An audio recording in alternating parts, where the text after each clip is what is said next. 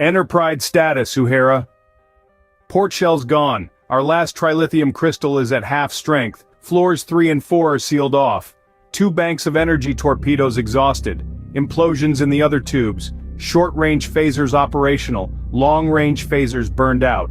Keep an eye on Clank. He seems to be getting restless. I can feel it. He's going to make a move, perhaps leave the area. And we're the only ship that can follow. We're the only ship with both halves still joined. Sir, it appears that Commander Clank is leaving the scene of battle, and he bringing one of the L-84s with him. Typical Klingon treachery, deserting his feet at a critical moment. Salute you, prepare to follow Clank. I can't have him running around the galaxy causing trouble while we're busy in a war. For if he succeeds, then others will catch on and then do the same. That's the hole in our battle plan. One they haven't fully realized yet. Jam all his transmissions and cover our departure with static. Spook, transport to the Andromeda and help Scuddy. We are in pursuit now, Captain, reported Salute You. Quirk to Andromeda. Scuddy, you're in charge now. I'm going after Clank. Mr. Spook has transported over to assist you. Stay in battle. Do not come after us. You're it now, Scuddy. You're the new Fleet Commander. Quirk out. Why are we chasing Clank? Asked MacBoy. Because I'm the one he wants, said Quirk. If that's his game. And if it isn't, then I'm the only one whose presence can stop him before the other Klingon skips catch on to his idea. Uhura, the CSS Valiant, a scout ship, is along our route.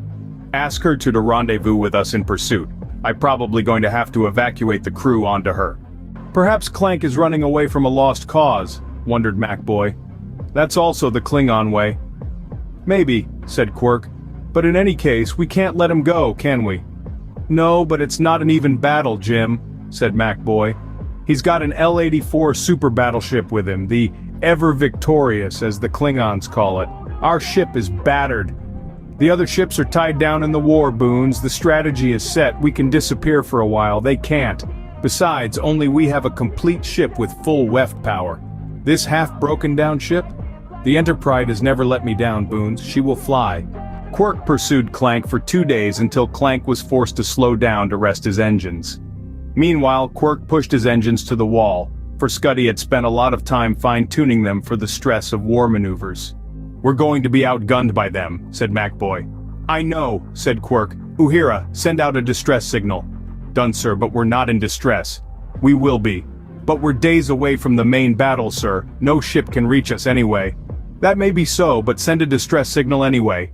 MacBoy, salute you, Uhura, crew. I'm ordering you and the crew off this ship. You will transport to the CSS Valiant and effect an escape while there is still time. Meanwhile, I will divert Clank's attention and fight him alone. But that's a direct order, Boons. Go now, so you can battle Clank to the death, man to man, captain to captain. Perhaps, Boons, but I'm telling you that this ship has little hope against Clank and that L-84 battleship that he has with him. Then why did we come after him, Jim? I had no choice, Boons. The other ships are split into 2 sections. You always knew that you'd die alone. Is that it, Jim? Right, Boons. I'm not taking anyone with me. Now get going. All of you. Be gone. I can keep the Klingons busy for a while. How will you run the ship alone? The computer will help me. Now get out. No long goodbyes. Goodbye, Jim. Goodbye, Boons. Goodbye, salute you, Uhura. Goodbye, everyone. The crew disappeared in the shimmer of the transpotting beam, the CSS Valiant taking them away and towards safety. Jim was alone, well, almost alone, for Miss Rin was still with him, having just reappeared from the shadows. You will never be alone, James. We will live or die together. Stowing away again, Miss Rind. Yes, I have stowed away in your heart. Take over the helm, Miss Rind. I will run the weapon systems. Quirk to computer. The rest of the ship is now under your direct control, acknowledged. Actually, I was counting on you, Miss Rin, to run the helm. Do we have any chance to win? She asked. No, said James, our ship is already damaged and we're no match for that L-84. The most we can hope to do is to slow them down or to disable them. This is our last battlefield, Miss Rind. Thanks for standing by me in hard times. We have always been there for each other. We always have been and we always will be. Thank you. I love you. Quirk, said the computer. Message from MacBoy on the CSS Valiant. It says, are you crazy, Jim? Computer, transmit answer, yes I am, and patch me directly to Dr. MacBoy and the Valiant. Meanwhile, aboard the Klingon vessels, translated from Klingonese. What pests are following us on our mission? Ignore them, the fools, it is Quirk. And we can take him, sir. His ship is weak now. It's not a trap, I don't trust him. No trap, his ship is down to half strength. Even if it was at full power, he would still be no match for ours. We have him. But he sent a distress signal. His fleet is 2 days away. And they are very busy in the war. They could never get here in time anyway. Then Quirk is a dead man. Let's finish him, and then we'll complete our mission of wreaking havoc on the undefended Federated frontier. Shells coming on, said Miss Rind. At least what we have left of them. We have forward shells 2 and 3 operational, as well as starboard shield number 4, protecting the critical engineering section. Try to keep our remaining shells between us and the enemy, Miss Rind. We're doomed if we lose shield number 4.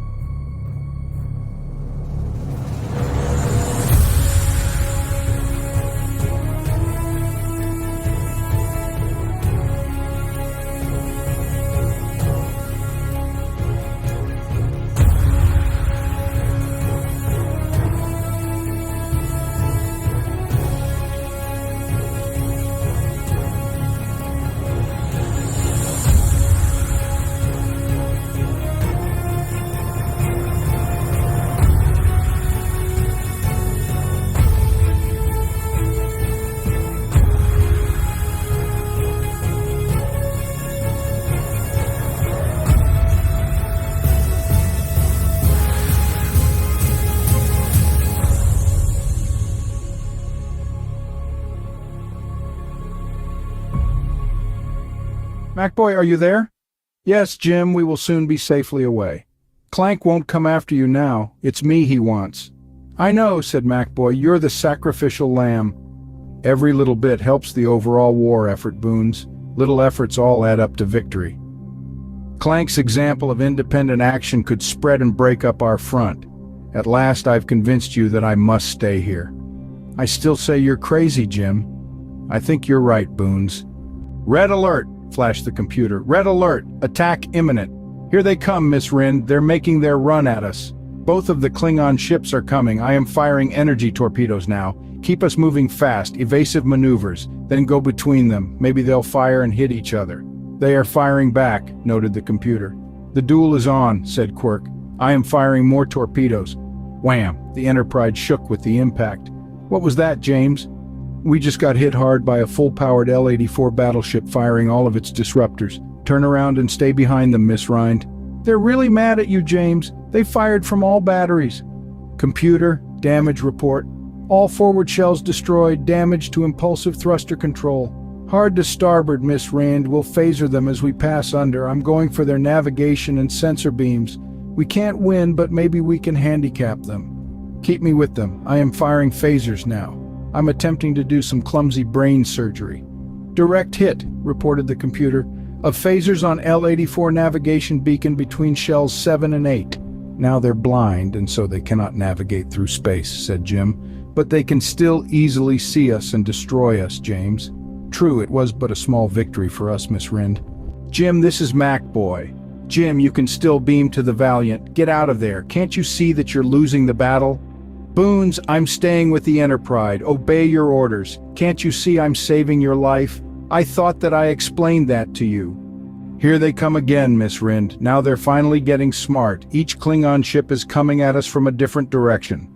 Prepare for the closest one first. Keep our good shield towards him. Trying, James, but the helm is slow. The computer had to reroute the helm control to bypass damaged circuitry. Auxiliary computers have just come online. Firing on Klingon number 1. Here comes the other one. Hard to port, Miss Rind. Quick. All available power to the helm. Sorry, James. The helm is very sluggish. We're going to get hit. I thought so. Most of the impulsive thrusters have been damaged. The Enterprise got hit hard. Very hard. With more disruptor fire on the way. Stay with it, Miss Rind. Hold out as long as you can. Here comes the other Klingon ship. Keep that number 4 shield to him. Blam. "Number 4 shield has just collapsed," said the computer. "Here comes the other shoe, Miss Rind. Hold on. Hard to port." The resultant impact threw them out of their chairs as phasers sliced through the engineering section from head to tail, ripping it open like a can of sardines. "Warning, ship's integrity breached," screeched the computer. "Sealing off the dish section, closing main bulkheads, main power gone." "Good work, computer," said Quirk. "Seal off the inner hull as well." Bam! The Klingons made a direct hit on Weft Drive Pylon number 1. "Computer damage.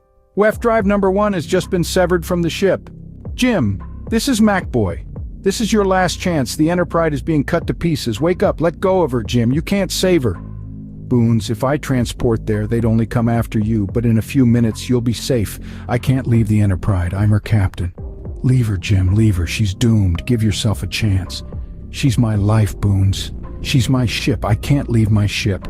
"She's just a thing, Jim. She's not alive. It's time to let her go. I can't understand your insane attachment to a machine. She's not a sentient being, Jim. She's just a ship. Damn it, Jim, get out now." "I can't, Boons." "Why not?" "Because I promised her that I'd never leave her, that's why." "So the captain is going down with the ship?" "Yes, he is. He must." "Farewell, Jim. I hope to see you in heaven if there's one left." "Thanks, Boons." "Weapons exhausted," reported the computer. "Surrender is advised." The CSS Valiant was now well out of transporter and viewing range. Jim and Miss Rind looked at each other in their final moment together. There was no panic. All was peaceful and quiet. The view screen showed the 2 Klingon ships preparing for their final run. Jim and Miss Rind looked past the approaching Klingon ships and saw the stars shining brightly. "You love those stars very much, don't you, James?" "From the stars cometh my strength," said Jim. "There is a light that shines deep within me. I believe it comes from the stars. For me, those stars are the fires of home, welcoming me, beckoning me. James, I'll never leave you. I know, hold me, we'll die together in each other's arms." "And you always thought that you'd die alone." "I did think so, because it was foretold to me. I guess they were wrong." They looked at the view screen. The Klingons were only seconds away, having made their turns at WEF speed. The Enterprise was still beeping out its distress signal, NCC 1701. The red glow of the battery-operated emergency lights cast a soft glow. The ship's main power was gone. Auxiliary power was fading. The Enterprise was breathing her last. Her electronic pulse was very slow. She was dying, and Jim was standing at her deathbed to the end. Yet she would die as she lived, adventurously. Jim and Miss Rind were getting weak. The oxygen level was falling. Jim sat down after nearly falling, knocking over the 3-dimensional chessboard, the pieces scattering all over the floor. Suddenly, they saw something appearing in space that looked like a gigantic rainbow, something they had never witnessed before. It shined and shimmered and wavered in all hues and colors. There was a clear primary vision of it and 3 secondary reflections. The view screen looked like an artist's palette of prismatic color. Space around them vibrated. "What in the hell is that?"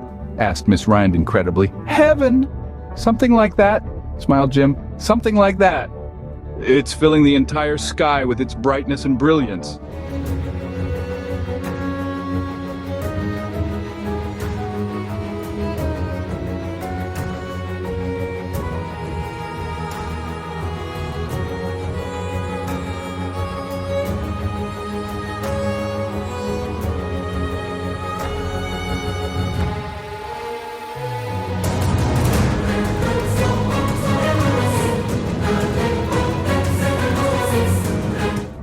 "Must be getting old, Miss Rind. I hardly thought of it. It can only be the Excelsius coming out of its 4-layered ultra-weft field. The ultra-weft ships can now do upwards of weft 18. It's the only ship that could have reached us in time. It is a miracle, Miss Rind. Look, she's putting herself between us and the Klingon ships. Come on, Chekhov, come out of weft with your shells on and weapons firing. You'll just have a few seconds to size up the situation." "It is the Excelsius," said Miss Rind. "Look at the size of it. It's bringing all weapons to bear on the Klingons. It's firing from all banks point blank from both port and starboard bows. Now she's turning 180 degrees in weft and is firing from fore and aft. Won't Clank be surprised?" "Computer report. Both Klingon ships have been destroyed, sir. Checkmate." Jim Quirk sat back in his chair, exhausted, his energy suddenly drained, the impossible quest having come to an end, for Clank was dead at last. With that, the Enterprise breathed her last breath and died as her life support system failed. Jim and Miss Rand gasped for air but soon felt themselves dissolving into the oblivion of a transpotting beam.